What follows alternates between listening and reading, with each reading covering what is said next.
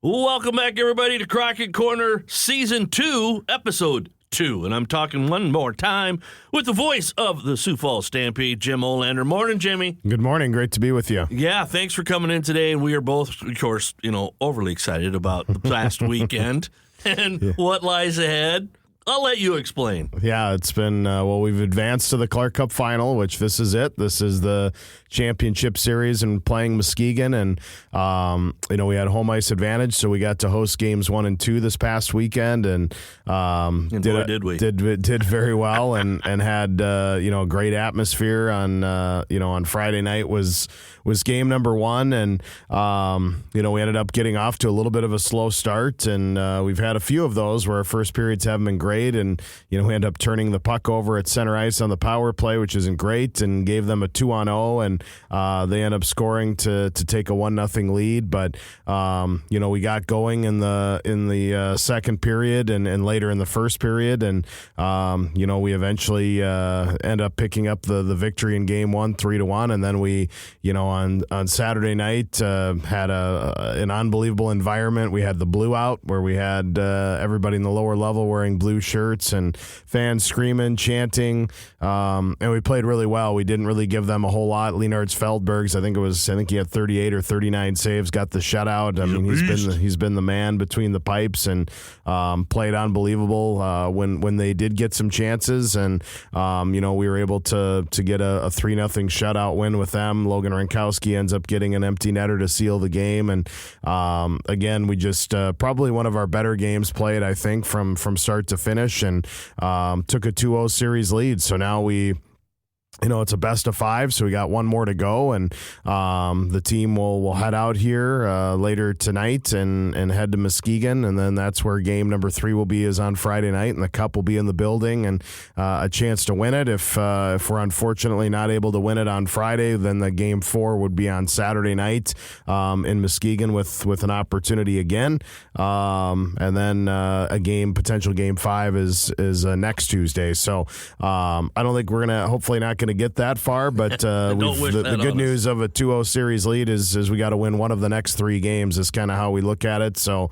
guys are really excited. It's been exciting. Muskegon's a really talented team, not an easy team to shut down, and we've limited them to 1 goal in 2 games. So it's been an impressive performance by our team, and very exciting time to be this close, but we know the job's not done and got 1 more to go still. Yeah, and I was just recently watching another interview with Coach, and I see a pattern repeating a lot as we talk, and I see other interviews with other coaches.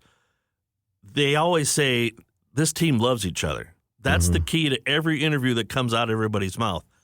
Explain on that. Well, they truly do, and I know he's touched on it as you mentioned before, and I think everybody says that, right? But it's not always true, and by that I think we just don't have any egos on this team, and this team, we've had our backs up against the wall 4 times this season, and we're 4-0, and that's 4 times at your teenagers. This is a long season. I mean, Here we are almost to Memorial Day, and we're still playing hockey. So to me, it would be very easy to understand that it's like, you know what, I just want to go home. It's been fun, but I'm ready to go home and see my family and see my friends, and that just hasn't been the case. These guys know that the crazy thing in sports is you spend so much time together, and they're together every single day. And in a week here, regardless of what happens, it's never going to be the same. You're never going to have this same group of people together in one spot again.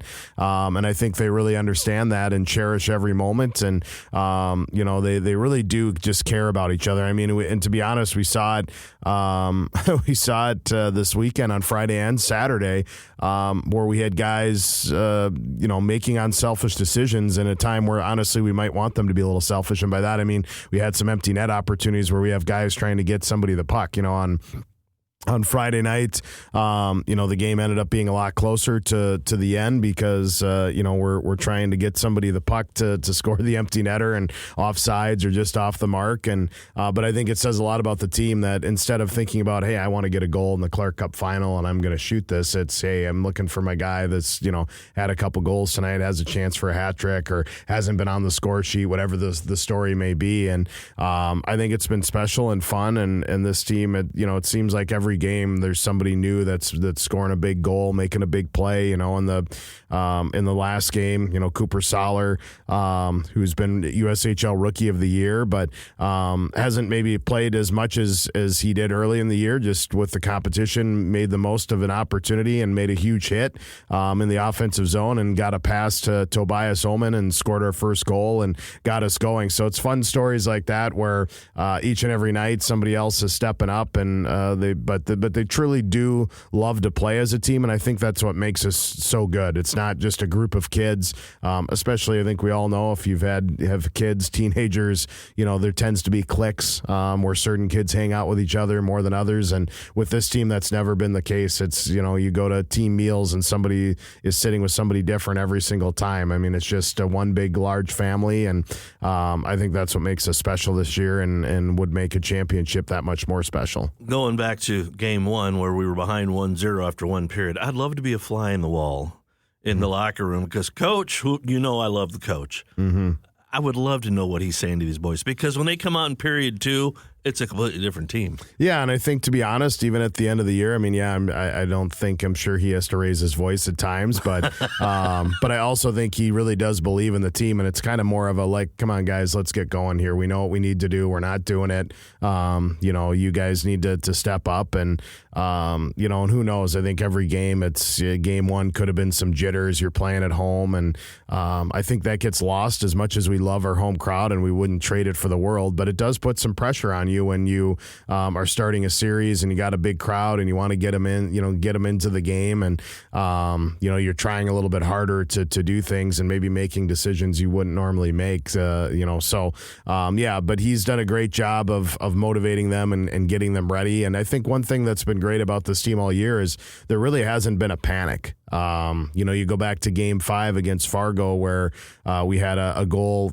called back for offsides that would have sealed the game, and now all of a sudden Fargo hits the goalpost and there's a scramble in the net, and our guys are doing everything they can to keep the puck out, but nobody's running around with their head cut off trying to keep the puck out of there. It's just everyone kind of stays calm and poised, and they expect to win. And I think that's the big thing when you have a good team. When you start to expect to win instead of hoping to win, you play a little bit different. And it does seem that, I think we all sometimes wish we could, maybe it wouldn't be quite as close and they could make it a little bit easier on everybody. But there really isn't a panic on the bench where, we fall behind. It's kind of like, hey, we know what we need to do. Let's get out there and do it. And, thankfully, most of the time this year, we've been able to do that and come back. So those of us not traveling to Muskegon, how can we watch the game this weekend? Yeah, you can. We're working on a couple of watch parties right now here, hopefully at Buffalo Wild Wings. So hopefully we'll have some news on that here soon. You can watch on Flow Sports. That's the official broadcast partner of the Stampede. So that'll be an opportunity where you can catch the game on there as well, and that you can do from your home. And then obviously you can listen to the game on the home of the Stampede, Kella News Talk 1320. So we'll have the game for you, or games, and looking forward to it. No. Hopefully just one game. Yeah, let's just go with game. Yeah, let's sweep them. Let's do that.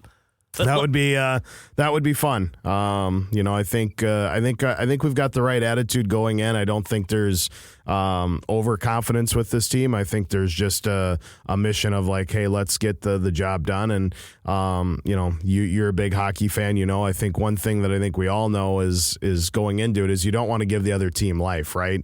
And right now we've got a good lead. We do know though that it's not going to be easy because they're going to give us everything they've got, and they're at home. So, it's going to be really important that we get off to a good start and challenge them, because we know they're not going to go down without a fight, and they've come from behind in the last 2 series just like we have. So they're not necessarily in a new position, but I think if we're kind of on a mission that we know what we need to do, and we've just got to go there and finish the job and make sure that we don't give them any chances and give them any life in this series. Make sure you bring a broom. Okay. So, also a reminder, too, the Friday night's game is 6:05 our time. Right here in Central. Correct. So that's an hour earlier than normal on a Friday night for here. Yep, correct. So 6:05 is the puck drop on Friday night. Saturday night it'll be 5:05 if when. No, it's not even going to happen, but let's just say it does. Friday or Saturday night will be 5:05 again. And if we find out more on the watch parties, you're going to let me know, of course. I'll let you know, and you can get that out to the listeners. Appreciate it, and appreciate everyone's support. It's been an amazing season, and we've just got the best fans in the league by far. It's been special, and I think there's a special bond this year between our fans and our players. So can't thank everybody enough for your support. It does mean a lot, and we're looking forward to hopefully coming home with some hardware and hopefully a big celebration. Jimmy, thanks for stopping by, buddy. Thank you.